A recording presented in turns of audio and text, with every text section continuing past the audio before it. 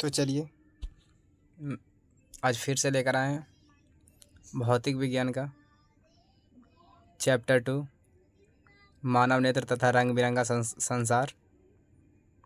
इसके all objective question. तो चलिए आज सीरियल वाइज से पढ़ते हैं और समझते हैं। तो चलिए क्वेश्चन नंबर 1 की ओर हम सब बढ़ते हैं। क्वेश्चन नंबर पहला क्या कहता है? मानव नेत्र के लिए दूरबिंदु है। मानव नेत्र के लिए दूरबिंदु है अनंत। ऑप्शन नंबर डी हमारा करेक्ट आंसर है। एक का हमारा ऑप्शन नंबर कितना करेक्ट है? Option number D. एक का हमारा ऑप्शन नंबर डी सही है। अभिनेत्र लेंस की फोकस दूरी में परिवर्तन किया जाता है। अभिनेत्र लेंस की फोकस दूरी में परिवर्तन किया जाता है। दूसरा का हमारा correct answer option number C हो जाएगा, पक्षमाभि द्वारा। ऑप्शन नंबर सी हमारा करेक्ट आंसर है। दूसरा का हमारा क्या correct answer option number C हो जाएगा। अभिनेत्र लेंस की फोकस दूरी में परिवर्तन किया जाता है पक्षमाभि द्वारा। तो चलिए क्वेश्चन नंबर 3 की ओर बढ़ते हैं। क्वेश्चन नंबर 3 क्या कहता है? स्पेक्ट्रम में किस रंग की किरण का झुकाव अधिक होता है? स्पेक्ट्रम में किस रंग की किरण का झुकाव अधिक होता है? इसका आंसर बैगनी हो जाएगा। ऑप्शन नंबर डी हमारा करेक्ट आंसर है। Option number D. चलिए क्वेश्चन नंबर 5 की ओर बढ़ते हैं, 4 की ओर। स्पेक्ट्रम प्राप्त करने के लिए किसका उपयोग होता है? स्पेक्ट्रम प्राप्त करने के लिए किसका उपयोग होता है? प्रिज्म का। ऑप्शन नंबर डी हमारा करेक्ट आंसर है। 3 और 4 का आंसर क्या होगा? डी हो जाएगा, प्रिज्म। चलिए क्वेश्चन नंबर 5 की ओर बढ़ते हैं। क्वेश्चन नंबर 5 5वां क्या कहता है? जो नेत्र निकट की वस्तु को साफ नहीं देख सकता, जो नेत्र निकट की वस्तु को साफ नहीं देख सकता, उस नेत्र में होता है दूरदृष्टि दोष। ऑप्शन नंबर ए हमारा करेक्ट आंसर हो जाएगा। Option number A. मानव नेत्र में उत्तल लेंस होता है। मानव नेत्र में क्या होता है? उत्तल लेंस होता है। मानव नेत्र में क्या होता है? उत्तल लेंस। ऑप्शन नंबर सी हमारा करेक्ट आंसर हो जाएगा। चलिए क्वेश्चन नंबर 7 की ओर बढ़ते हैं। क्वेश्चन नंबर 7 क्या कहता है? मानव नेत्र वस्तु का प्रतिबिंब निम्न में से किस भाग पर बनाता है? मानव नेत्र वस्तु का प्रतिबिंब निम्न में से किस भाग पर बनाता है? तो वो हो जाता है रेटिना परितारिका पर। ऑप्शन नंबर सी हमारा करेक्ट आंसर हो जाएगा, 7 का सी। चलिए क्वेश्चन नंबर 8 की ओर बढ़ते हैं। सामान्य नेत्र के रेटिना पर बनने वाला प्रतिबिंब होता है। सामान्य नेत्र के रेटिना पर बनने वाला प्रतिबिंब होता है वास्तविक और उल्टा। ऑप्शन नंबर सी हमारा करेक्ट आंसर हो जाएगा, 8 का सी। चलिए क्वेश्चन नंबर 9 की ओर बढ़ते हैं। क्वेश्चन नंबर 9 क्या कहता है? टिंडल प्रभाव प्रकाश की कौन सी परिघटना को प्रदर्शित करता है? टिंडल प्रभाव प्रकाश की कौन सी परिघटना को प्रदर्शित करता है? 9 का हमारा correct answer option number D हो जाएगा, प्रकाश का प्रकीर्णन। प्रकाश का प्रकीर्णन। क्वेश्चन नंबर 10 क्या कहता है? दूरदृष्टि दोष वाली आँख साफ साफ देख सकती है। दूरदृष्टि दोष वाली आँख साफ साफ देख सकती है दूर की वस्तुओं को। दूर की वस्तुओं को। ऑप्शन नंबर ए हमारा करेक्ट आंसर है। दूरदृष्टि दोष वाला आँख साफ साफ देख सकती है दूर की वस्तुओं को। चलिए क्वेश्चन नंबर 11 की ओर बढ़ते हैं। इसमें हम आप सभी को पूरा क्वेश्चन कितना बताएंगे? पूरा 71 क्वेश्चन है। चैप्टर 2 में कितना क्वेश्चन है? 71 क्वेश्चन। सभी के बारी बारी से देखेंगे। तभी चलते हैं क्वेश्चन नंबर 11 की ओर। निकट दृष्टि दोष वाले व्यक्ति देख सकता है। निकट दृष्टि दोष वाला व्यक्ति देख सकता है निकट की वस्तु की अच्छी तरह से। ऑप्शन नंबर डी हमारा करेक्ट आंसर हो जाएगा, 11 का डी। चलिए क्वेश्चन नंबर 12 की ओर बढ़ते हैं। नेत्र द्वारा किसी वस्तु का कैसा प्रतिबिंब बनता है? नेत्र द्वारा किसी वस्तु का कैसा प्रतिबिंब बनता है? 12 का हमारा correct answer option number D हो जाएगा, वास्तविक, उल्टा तथा छोटा। ऑप्शन नंबर डी हमारा करेक्ट हो जाएगा। आँख व्यवहार करती है। आँख व्यवहार करती है किस तरह? उत्तल लेंस की तरह। ऑप्शन नंबर बी हमारा करेक्ट आंसर हो जाएगा, 13 का। चलिए क्वेश्चन नंबर 14 की ओर बढ़ते हैं हम सब। क्वेश्चन नंबर 14 क्या कहता है? समान आँख के लिए स्पष्ट दर्शन की न्यूनतम दूरी होती है। समान आँख के लिए स्पष्ट दर्शन की न्यूनतम दूरी होती है। 14 का हमारा correct answer option number D हो जाएगा, 25 सेंटीमीटर हो जाएगा। समान आँख के लिए स्पष्ट दर्शन की न्यूनतम दूरी होती है 25 सेंटीमीटर। और 14 का हमारा ऑप्शन नंबर डी हो जाएगा। किस दृष्टि दोष के निवारण के लिए, किस दृष्टि दोष के निवारण के लिए अवतल लेंस का प्रयोग किया जाता है? 15 का हमारा करेक्ट आंसर ऑप्शन क्या हो जाएगा? बी, निकट दृष्टि दोष। ऑप्शन नंबर बी हमारा करेक्ट आंसर हो जाएगा। तो चलिए क्वेश्चन नंबर 16 की ओर हम सब बढ़ते हैं। 16 क्या कहता है? तरंगदैर्घ्य को सामान्यतः व्यक्त किया जाता है, तरंगदैर्घ्य को सामान्यतः व्यक्त किया जाता है मीटर में। ऑप्शन नंबर ए हमारा करेक्ट आंसर हो जाएगा। 16 का हमारा क्या हो जाएगा? ए हो जाएगा। और 15 का हमारा ऑप्शन नंबर बी हो जाएगा। चलिए क्वेश्चन नंबर 17 की ओर बढ़ते हैं। निकट दृष्टि दोष में किस लेंस का प्रयोग होता है? निकट दृष्टि दोष में किस लेंस का प्रयोग होता है? तो वो होता है अवतल लेंस। ऑप्शन नंबर बी हमारा करेक्ट आंसर है 17 का। चलिए क्वेश्चन नंबर 18 की ओर बढ़ते हैं। क्वेश्चन नंबर 18 क्या कहता है? जरा दृष्टि दोष को दूर करने के काम में लाया गया लेंस होता है। जरा दृष्टि दोष को दूर करने के काम में लाया गया लेंस होता है bifocal lens. Option number D हमारा करेक्ट आंसर हो जाएगा 18 का। चलिए क्वेश्चन नंबर 19 की ओर बढ़ते हैं। श्वेत प्रकाश में कितने वर्ण होते हैं? श्वेत प्रकाश में कितने वर्ण होते हैं? श्वेत प्रकाश में कुल 7। श्वेत प्रकाश में कुल कितने होते हैं? 7 होते हैं। ऑप्शन नंबर डी हमारा करेक्ट आंसर हो जाएगा। श्वेत प्रकाश की किरण जब किसी प्रिज्म से होकर गुजरती है तब जो वर्ण सबसे अधिक विचलित होता है वह है? श्वेत प्रकाश की किरण जब किसी प्रिज्म से होकर गुजरती है तब जो वर्ण सबसे अधिक विचलित होता है वह है वैगनी। ऑप्शन नंबर सी हमारा करेक्ट आंसर हो जाएगा। चलिए क्वेश्चन नंबर 21 की ओर बढ़ते हैं। क्वेश्चन नंबर 21 क्या कहता है? श्वेत प्रकाश जब एक प्रिज्म से होकर गुजरता है, श्वेत प्रकाश जब एक प्रिज्म से होकर गुजरता है तो जो वर्ण सबसे कम विचलित होता है, तो जो वर्ण सबसे कम विचलित होता है वह है लाल। ऑप्शन नंबर ए हमारा करेक्ट आंसर हो जाएगा। 21 का हमारा क्या हो जाएगा? ए। चलिए क्वेश्चन नंबर 22 की ओर बढ़ते हैं। प्रिज्म के भीतर से होकर गुजरने पर श्वेत प्रकाश के अपने विभिन्न घटकों में विभाजन को कहते हैं प्रकाश का वर्ण विक्षेपण। ऑप्शन नंबर बी हमारा करेक्ट आंसर हो जाएगा 22 का। तो चलिए क्वेश्चन नंबर 23 की ओर बढ़ते हैं। क्वेश्चन नंबर 23 क्या कहता है? प्रकाश के किस वर्ण के लिए तरंगदैर्घ्य अधिकतम होता है? प्रकाश के किस वर्ण के लिए तरंगदैर्घ्य अधिकतम होता है? 23 का हमारा correct answer option number A हो जाएगा लाल। Option number A. चलिए प्रिज्म से क्वेश्चन नंबर 24 क्या कहता है? प्रिज्म से निकलने के बाद श्वेत किरणें क्यों 7 रंगों में विभक्त हो जाती है? प्रिज्म से निकलने के बाद श्वेत किरणें क्यों 7 रंगों में विभक्त हो जाती है? तो इसका सही करेक्ट आंसर है सूर्य का श्वेत प्रकाश 7 रंगों का मिश्रण है इस कारण। सूर्य का श्वेत प्रकाश 7 रंगों का मिश्रण है इस कारण। तो चलिए क्वेश्चन नंबर 25 की ओर बढ़ते हैं हम लोग। क्वेश्चन नंबर 25 क्या कहता है? कांच के प्रिज्म से गुजरने वाले विभिन्न वर्ण की किरणों का विचलन भिन्न होता है। कांच के प्रिज्म से गुजरने वाले विभिन्न वर्ण की किरणों का विचलन भिन्न होता है। विभिन्न रंगों का प्रकाश कांच में विभिन्न चाल से चलता है।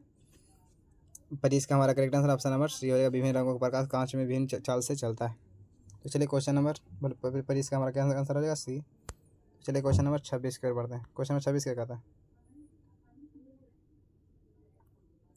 प्रिज्म से गुजरने पर सूर्य के प्रकाश की किरणें विभिन्न वर्णों में बटे जाती है क्योंकि विभिन्न रंगों की किरणों का विचलन भिन्न होता है। क्योंकि विभिन्न रंगों की किरणों का विचलन भिन्न होता है। ऑप्शन नंबर डी हमारा करेक्ट आंसर हो जाएगा 26। चलिए क्वेश्चन नंबर 27 की ओर बढ़ते हैं। एक उत्तल लेंस की फोकस दूरी 20 सेंटीमीटर है तो इसकी क्षमता क्या होगी? उत्तल लेंस की फोकस दूरी 20 सेंटीमीटर है तो इसकी क्षमता, इनमें से कोई नहीं हो सकता। चलिए क्वेश्चन नंबर 28 की ओर बढ़ते हैं। क्वेश्चन नंबर 28 क्या कहता है? पुतली के साइज को नियंत्रित करता है कौन? परितारिका। चलिए क्वेश्चन नंबर 29 क्या कहता है? किसी दृष्टि दोष का अवतल और उत्तल दोनों लेंसों से बने द्विफॉक्सी लेंस द्वारा संशोधित किया जा सकता है। 29 का हमारा करेक्ट आंसर ऑप्शन नंबर हो जाएगा सी, जरा दूरदृष्टिता। चलिए क्वेश्चन नंबर 30 की ओर बढ़ते हैं। क्वेश्चन नंबर 30 क्या कहता है? नेत्र में प्रवेश करने वाली प्रकाश किरणों का अधिकांश अपवर्तन होता है। नेत्र में प्रवेश करने वाली प्रकाश किरणों का अधिकांश पर अपवर्तन होता है। कॉर्निया के बाहरी पृष्ठ पर। ऑप्शन नंबर सी हमारा करेक्ट आंसर हो जाएगा। 30 का हमारा क्या हो जाएगा, सी हो जाएगा। तो चलिए क्वेश्चन नंबर 31 की ओर बढ़ते हैं। जब सूर्य का प्रकाश वायुमंडल से गुजरता है, जब सूर्य का प्रकाश वायुमंडल से गुजरता है तो वायु के सूक्ष्म कण किस रंग के प्रकाश को अधिक प्रबलता से प्रकीर्णन करते हैं। जब सूर्य का प्रकाश वायुमंडल से गुजरता है तो वायु के सूक्ष्म कण किस रंग के प्रकाश को अधिक प्रबलता से प्रकीर्णन करते हैं। 31 का हमारा करेक्ट आंसर हो जाएगा डी, नीला। ऑप्शन नंबर डी हमारा करेक्ट आंसर हो जाएगा। तो चलिए क्वेश्चन नंबर 32 की ओर बढ़ते हैं। क्वेश्चन नंबर 32 क्या कहता है, मानव नेत्र कार्य करता है। मानव नेत्र कार्य करता है कैमरा की भांति की तरह। ऑप्शन नंबर बी हमारा करेक्ट। 32 से क्या हो जाएगा, बी। चलिए क्वेश्चन नंबर 23 क्या कहता है, प्रकाश एक पतली झिल्ली से होकर नेत्र में प्रवेश करता है। प्रकाश एक पतली झिल्ली से होकर नेत्र में प्रवेश करता है। इस झिल्ली को कहते हैं क्या, कॉर्निया और स्वच्छ मंडल। कॉर्निया और स्वच्छ मंडल। ऑप्शन नंबर सी हो जाएगा, ए और बी दोनों। Correct answer option number C. किसी अंतरिक्ष यात्री को आकाश कैसा प्रतीत होता है। किसी अंतरिक्ष यात्री को आकाश कैसा प्रतीत होता है, काला। 34 नंबर मोस्ट VVI क्वेश्चन है, बार बार क्वेश्चन पूछते हैं। 2022 में, 2024 में अभी तक पूछ चुका है, 2025 में भी आने की संभावना है, 2023 में भी पूछा था। तो चलिए क्वेश्चन नंबर 35 की ओर बढ़ते हैं। क्वेश्चन 35 क्या कहता है, प्रकाश का चाल न्यूनतम होता है कांच में। ऑप्शन नंबर डी हमारा करेक्ट आंसर हो जाएगा। 35 से क्या हो जाएगा, डी। 36 क्या कहता है, कॉर्निया के पीछे एक संरचना होती है। उसे कहते हैं परितारिका। ऑप्शन नंबर ए हमारा करेक्ट आंसर हो जाएगा। तो चलिए क्वेश्चन नंबर 37 की ओर बढ़ते हैं। परितारिका नियंत्रण करती है पुतली के साइज को। ऑप्शन नंबर डी हमारा करेक्ट आंसर हो जाएगा, सी का। चलिए क्वेश्चन नंबर 38 की ओर बढ़ते हैं। नेत्र में प्रवेश करने वाली प्रकाश की मात्रा को नियंत्रित करती है। नेत्र में प्रवेश करने वाली प्रकाश की मात्रा को नियंत्रित करती है, तो वो है पुतली। ऑप्शन नंबर ए हमारा करेक्ट आंसर हो जाएगा। Option number A. चलिए क्वेश्चन नंबर 39 की ओर बढ़ते हैं। क्वेश्चन 39 क्या कहता है, बृहद संख्या में प्रकाश सुग्राही कोशिकाएं कहाँ होती है। बृहद संख्या में प्रकाश सुग्राही कोशिकाएं कहाँ होती है, रेटिना में। ऑप्शन नंबर ए हमारा करेक्ट आंसर हो जाएगा। 39 से क्या हो जाएगा, ए। 40 क्या कहता है, विद्युत सिग्नल कौन उत्पन्न करता है, प्रकाश सुग्राही। ऑप्शन नंबर बी हमारा करेक्ट आंसर हो जाएगा। 40 से क्या हो जाएगा, बी। चलिए क्वेश्चन नंबर 41 की ओर बढ़ते हैं। सिग्नलों की व्याख्या कहाँ होती है,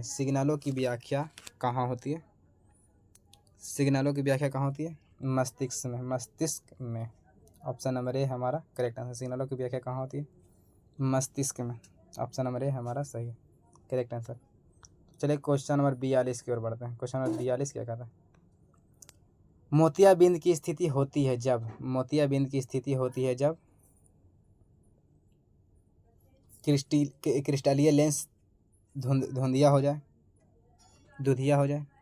क्रिस्टलीय लेंस धुंधला हो जाए। ऑप्शन नंबर डी हमारा करेक्ट आंसर हो जाएगा, ए एवं बी दोनों। इसका आंसर क्या हो जाएगा, ए एंड बी दोनों। 42 का ऑप्शन नंबर डी। चलिए क्वेश्चन नंबर 43 की ओर बढ़ते हैं। 43 का क्या कहता है, वायुमंडल में प्रकाश का कौन सा रंग वर्ण अधिक प्रकीर्णन करता है। वायुमंडल में प्रकाश का कौन सा रंग अधिक प्रकीर्णन करता है। तो 43 का हमारा करेक्ट आंसर हो जाएगा, बी, नीला। ऑप्शन नंबर बी हमारा करेक्ट आंसर है। चलिए क्वेश्चन नंबर 44 की ओर बढ़ते हैं। इंद्रधनुष में कितने रंग होते हैं, 7। इंद्रधनुष में कितने रंग होते हैं, 7। ऑप्शन नंबर बी हमारा करेक्ट आंसर है। क्वेश्चन नंबर 45 का क्या कहा था, सर्वप्रथम सूर्य का स्पेक्ट्रम प्राप्त करने के लिए कांच के प्रिज्म का उपयोग किसने किया था, न्यूटन ने। ऑप्शन नंबर ए हमारा करेक्ट आंसर है, ऑप्शन नंबर ए। चलिए क्वेश्चन नंबर 46 क्या कहता है, इंद्रधनुष किस दिशा में बनता है, सूर्य के विपरीत दिशा में। इंद्रधनुष किसके दिशा में बनता है, सूर्य के विपरीत दिशा में। ऑप्शन नंबर बी हमारा करेक्ट आंसर हो जाएगा। 46 का हमारा क्या हो जाएगा, बी, ऑप्शन नंबर बी। चलिए क्वेश्चन नंबर 47 के बढ़ते हैं। निर्वात में प्रकाश की चाल है 3×10⁸ मीटर पर सेकेंड। ऑप्शन नंबर सी हमारा करेक्ट आंसर हो जाएगा। इसका VVI जितना VVI लगा, जितना बार पूछा इसके क्या होता है, निर्वात में प्रकाश की चाल 3 × 10⁻8 मीटर पर सेकेंड। एकदम भी आई एकदम मार देगा, एकदम जितना भी है मारना, भी आई। 47 से क्या होगा? ऑप्शन नंबर सी हमारा करेक्ट आंसर। 3 × 10⁻8 मीटर पर सेकेंड। तो चलिए क्वेश्चन 48 की ओर बढ़ते हैं। वायुमंडलीय परिवर्तन के कारण सूर्य हमें वास्तविक सूर्योदय से लगभग कितने मिनट पहले दिखाई देता है? वायुमंडलीय परिवर्तन के कारण सूर्य हमें वास्तविक सूर्योदय से लगभग कितने मिनट पहले दिखाई देता है? 2 मिनट। ऑप्शन नंबर ए हमारा करेक्ट आंसर हो जाएगा 48 का। चलिए क्वेश्चन नंबर 49 की ओर बढ़ते हैं। निम्न में से किस माध्यम में प्रकाश की चाल अधिकतम है? निम्न में से किस माध्यम में प्रकाश की चाल अधिकतम है? हवा। ऑप्शन नंबर ए हमारा सही है। सूक्ष्म कणों का एक विषमांगी मिश्रण है। सूक्ष्म कणों का एक विषमांगी मिश्रण है, अब वो है वायुमंडल। ऑप्शन नंबर ए हमारा सही है। चलिए क्वेश्चन नंबर 51 की ओर बढ़ते हैं। 51 क्या कहता है?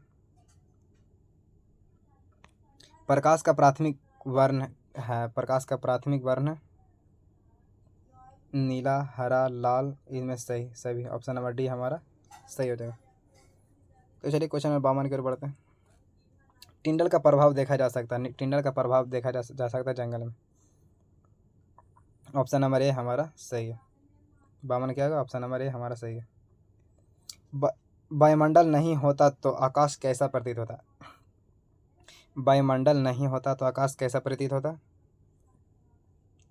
बी काला। ऑप्शन नंबर बी हमारा करेक्ट आंसर है। अत्यधिक ऊंचाई पर उड़ते हुए यात्रियों को आकाश कैसा प्रतीत होता है? अत्यधिक ऊंचाई पर उड़ते हुए यात्रियों को आकाश कैसा प्रतीत होता है? काला। ऑप्शन नंबर सी हमारा करेक्ट आंसर हो जाएगा 54 का। ऑप्शन नंबर सी हमारा करेक्ट आंसर। चलिए क्वेश्चन नंबर 55 की ओर बढ़ते हैं। क्वेश्चन नंबर 55 की ओर बढ़ते हैं। खतरे के संकेत का प्रकाश किस रंग का होता है? लाल। ऑप्शन नंबर डी हमारा करेक्ट आंसर हो जाएगा। 55 का हमारा क्या हो जाएगा? डी। तो चलिए क्वेश्चन नंबर 56 की ओर बढ़ते हैं। सूर्योदय या सूर्यास्त के समय आकाश कैसा दिखता है? सूर्योदय या सूर्यास्त के समय आकाश कैसा दिखता है? लगभग रक्त भाव। ऑप्शन नंबर ए हमारा करेक्ट आंसर 56 का ए। 57 दोपहर के समय सूर्य कैसा प्रतीत होता है? दोपहर के समय सूर्य कैसा प्रतीत होता है? 56 का तो ये आंसर हो जाएगा। 57 का हो जाएगा श्वेत। ऑप्शन नंबर बी हमारा करेक्ट आंसर हो जाएगा। 57 का क्या हो जाएगा? बी। चलिए क्वेश्चन नंबर 58 के बढ़ते हैं। किसी माध्यम में छोटे छोटे कणों के निलंबन को कहा जाता है? किसी माध्यम में छोटे छोटे कणों के निलंबन को कहा जाता है? कोलाइड। ऑप्शन नंबर ए हमारा सही है। 58 क्या हो जाएगा? ए। किसी कोलाइडीय विलयन में निलंबित कणों से प्रकाश के प्रकीर्णन को कहा जाता है? किसी कोलाइडीय विलयन में निलंबित कणों से प्रकाश के प्रकीर्णन को कहा जाता है? टिंडल का प्रभाव। ऑप्शन नंबर ए हमारा सही आंसर है 59 का। चलिए क्वेश्चन नंबर 60 की ओर बढ़ते हैं।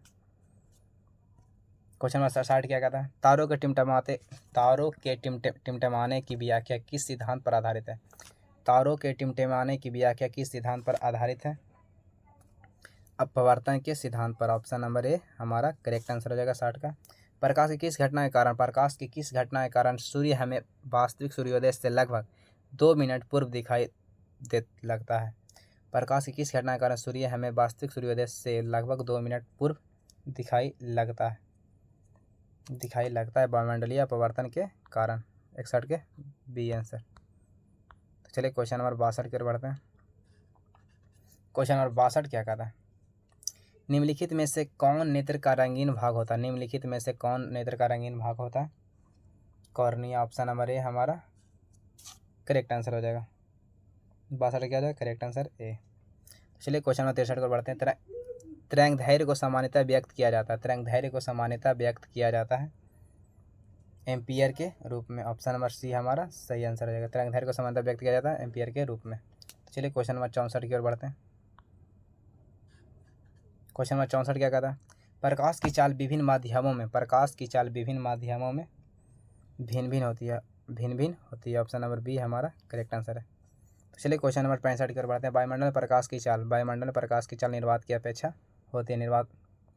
वायु में प्रकाश की चाल निर्वात की अपेक्षा होती है समान। ऑप्शन नंबर सी हमारा करेक्ट आंसर हो जाएगा 65 का। तो चलिए क्वेश्चन नंबर 66 क्या कहता है।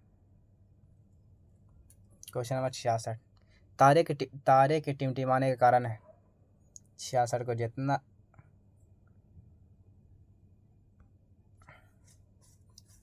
तारे के टिमटिमाने का कारण है 66 को जितना भी आप लगा सकते हैं। 66 बहुत ही वीवीआई क्वेश्चन है। क्या है? वीवीआई क्वेश्चन है, स्टार मार देना। तारे के टिमटिमाने का कारण है 66 का हो जाएगा वायुमंडलीय अपवर्तन के कारण। ऑप्शन नंबर सी हमारा करेक्ट आंसर हो जाएगा। मानव नेत्र के लिए दृष्टि का अस्थायित्व होता है। मानव नेत्र के लिए दृष्टि का अस्थायित्व होता है 1/10 सेकेंड। 1/10 सेकेंड जिसे बोल सकते हैं 0.1 सेकेंड। 67 का क्या रहेगा? Option number A correct answer. चलिए क्वेश्चन 68 की ओर बढ़ते हैं। क्वेश्चन 68 क्या कहता है? श्वेत प्रकाश में वर्ण विक्षेपण उत्पन्न करता है। श्वेत प्रकाश में वर्ण विक्षेपण उत्पन्न करता है प्रिज्म। ऑप्शन नंबर डी हमारा सही है। हीरे का अपवर्तनांक कितना होता है? इसको तो जितना भी आया स्टार मारिए उतना कम है। ऑप्शन नंबर डी हमारा 2 हीरे का अपवर्तनांक कितना? 2.42। हीरे का अपवर्तनांक कितना होता है? 2.42 हो जाता है। ऑप्शन नंबर डी हमारा करेक्ट आंसर हो जाएगा। क्वेश्चन नंबर 70 क्या कहता है? एक प्रिज्म कितने सतहों से घिरा होता है? ये भी वीवीआई है। एक प्रिज्म कितने सतहों से घिरा होता है? एक प्रिज्म कितने सतहों से घिरा होता है? 5 सतहों से। ऑप्शन नंबर डी हमारा करेक्ट आंसर हो जाएगा। कितने सतहों से? 5 सतहों से। प्रकाश का न्यूनतम तरंगदैर्घ्य होता है। प्रकाश का न्यूनतम तरंगदैर्घ्य होता है 380 nanometre. 380 nanometre. Option number B हमारा करेक्ट आंसर हो जाएगा। इसका हमारा क्या हो जाएगा? Correct answer. तो हमने भौतिक विज्ञान की दूसरा चैप्टर को ही पढ़ लिया। अब आगे तीसरा चैप्टर पढ़ना। तो चलिए अब अगले वीडियो में देखेंगे। थैंक यू, धन्यवाद इतना देखने के लिए। अगर ऐसे ही वीडियो आपको देखना पसंद करते हैं तो मेरे चैनल को सब्सक्राइब करें, लाइक करें, फॉलो करें, बेल घंटी का निशान दबाएं ताकि आपके पास तुरंत नोटिफिकेशन चल जाए। थैंक यू, धन्यवाद। मिलते हैं अगले चैप्टर के साथ, अगले एपिसोड के साथ।